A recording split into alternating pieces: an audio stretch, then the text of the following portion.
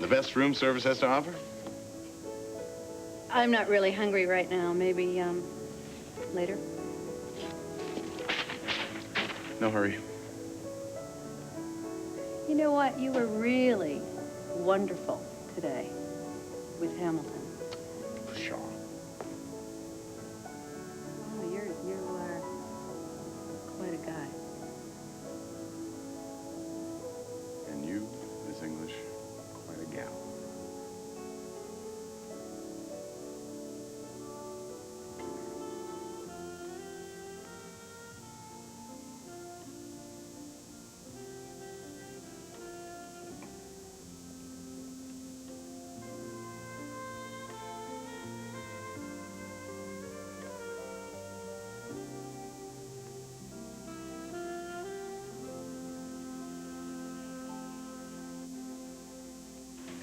What? The suspect.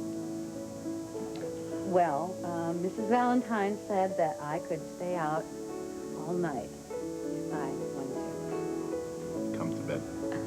Oh, I don't have a curfew. You want one? After curfew was always more fun.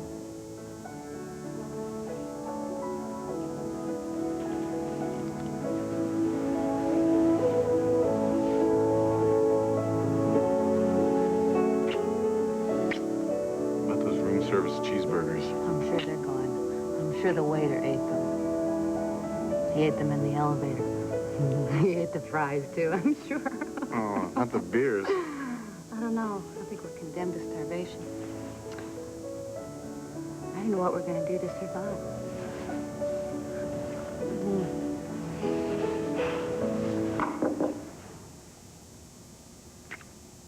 They're here. Oh, well, I'll get it. No, you're not even dressed. Oh. You're too cute to answer this door. Get under the covers. Under the covers? Yeah. Under the covers? Yeah. Oh. I'll sign the check. I'll grab the tray. Okay. I'll get rid of him. All right, yeah, hurry, okay? Hurry. What on earth took you so long? Now, I have a message for you from Judge Horowitz. And Phoebe.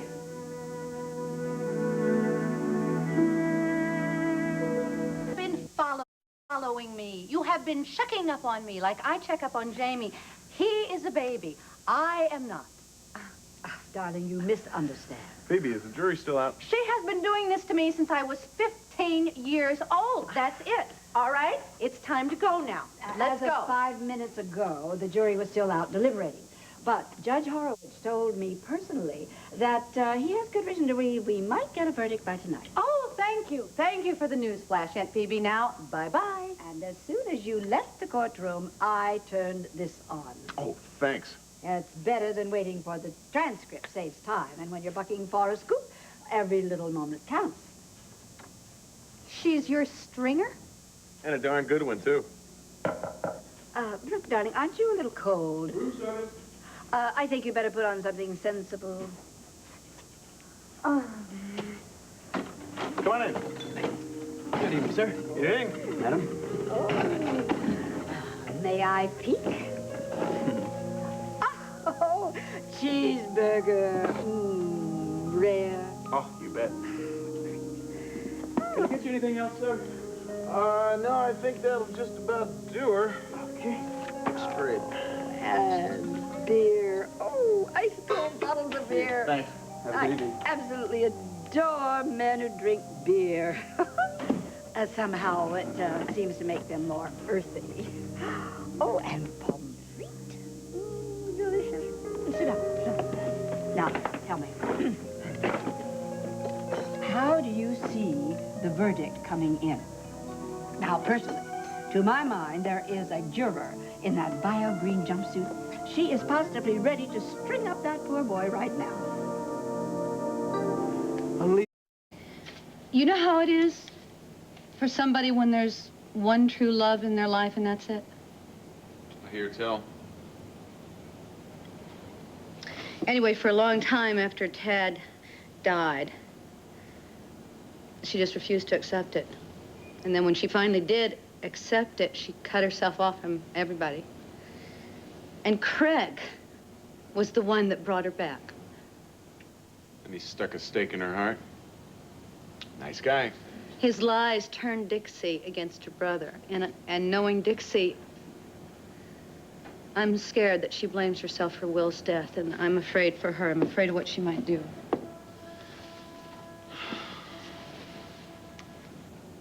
Look, Brooke, I know it's hard not to worry about a friend who's in trouble, but she's got a lot of people to watch out for her tonight. Yeah, me among them. Oh, well, here I thought you were going to watch out for me tonight. You're a grown man. I think you can handle yourself. That's what I'm afraid of. That sustenance you were talking about that I needed, it's more than food. Ooh. Well, what could it be? Maybe this. Mm-hmm. Maybe this. A little of this. Go away. Edmund, oh no. I know you're in there. Oh, can't Langley keep her home?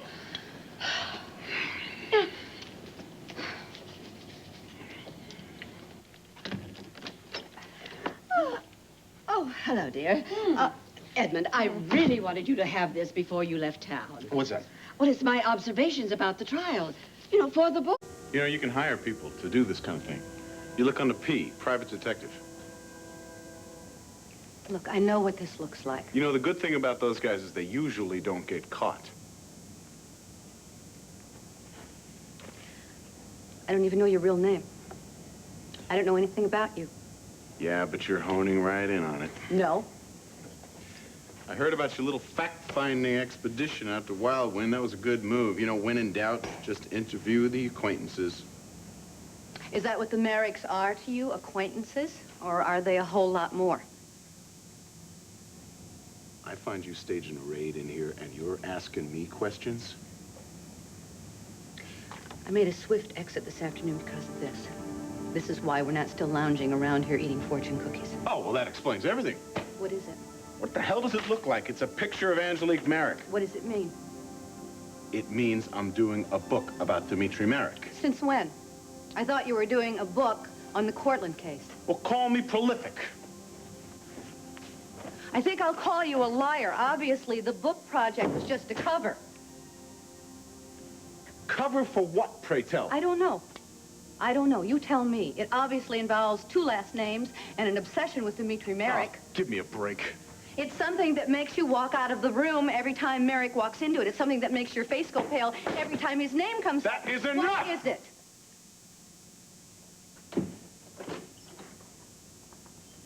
Are you the one who waxed on and on about truth and about truth being our only weapon? That was you, wasn't it? Yeah, truth is fine, okay? But there's a lot to be said for privacy, Brooke, and right now, privacy looks real good to me.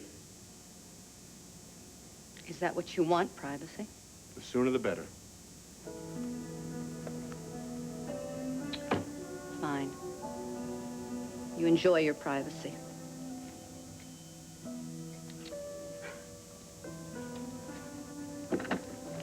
You know, I don't even know your last name, and you practically know my whole life story.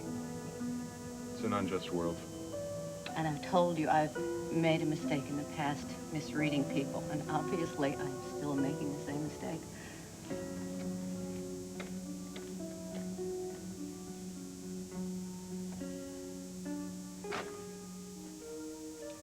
Now, you and I can have a nice, quiet chat. I don't feel like having a chat. Yes, I noticed that you were in a bit of a snit when you stormed out of Edwin's room. You had your first lover's quarrel.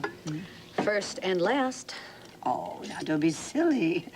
Making up, you know, is the most fun of all. Fine, you make up with him. Oh, sweetheart, surely you're not going to let that delicious man slip through your fingers. That delicious man? He's the best thing that's happened to you in years. No. Aunt Phoebe, he's dishonest. About what? Well, for one thing, Gray is not his real last name. Well, for heaven's sakes, writers change their names all the time. Haven't you ever heard of a nom de plume? Yes, but a life de plume is something quite different. Edmund has a secret life. He's not married. Not that I know of. Then he has an addiction. No. Well, I guess I don't know what you mean then by a secret life. Of course, in my business, it would mean something like, let's say a cross-dresser with an eating disorder. Edmund is sitting on a deep, dark secret. Oh, Brooke, darling, you show me a man without a secret. I'll show you a nerd.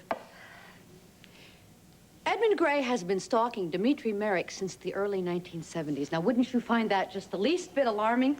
Stalking? He's got a file on Dmitri Merrick 2 feet deep. He has abstracts, photographs, articles. I mean, he even has old snapshots of Angelique. What of it? He's a writer. He's probably doing a biography. Then how come he never mentioned that he was doing a biography? And why does he pretend that he never met Dmitri Merrick when I know very well that he has? Well, how do you know? I know because I asked him. You asked Edmund? I didn't ask Edmund. I asked Dmitri. Behind Edmund's back?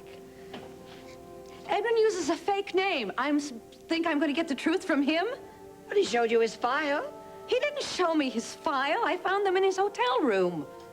You searched Edmund's room?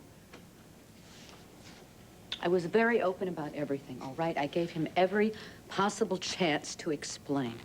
You deliberately forced a confrontation. There would not have been a confrontation if Edmund hadn't been on the defensive.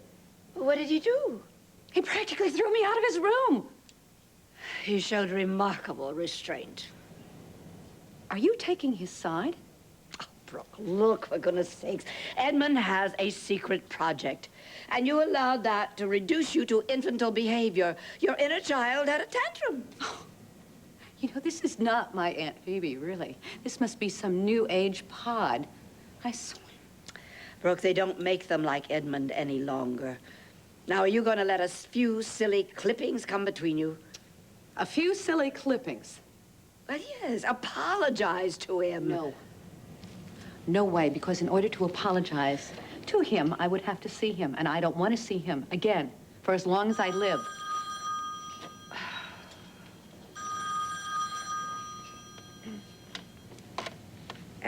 Hello? Brooke, it's Dmitri Merrick. Yes, Dmitri. That writer you were asking me about, Edmund Gray, do you have any idea where he's staying?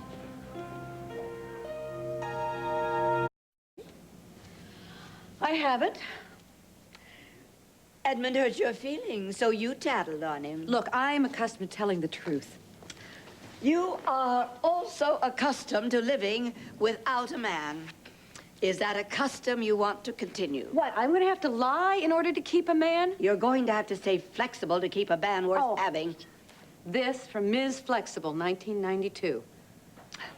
Maybe you haven't noticed, Brooke, but I've grown a good deal in the last few years. I would say more in the last few weeks, since Edmund hypnotized you. You know, I have to deal with the love law on a daily basis, and I think it's been a help to me. It's a pity that you don't have to answer one or two of those desperate letters. Oh, really? Well, what do you think it would do for me? Maybe it might give you a little respect for true love. Or maybe it might even help you recognize it when you see it. And maybe, if I knew then what I know now, I wouldn't have lost Charles to that Toddy Moonacane. Now, there's one thing for certain. You cannot turn back time. So you, young lady, had better think very hard before you simply throw the whole thing out. Some even grow wiser. Will you do me a favor? Gladly. Will you stay here a little while longer and look after Jamie? Are you going to go see Edmund? Yeah. I'll stay as long as you like. Thank you. And Brooke, Yeah. when you get there, Yes. don't be a jerk.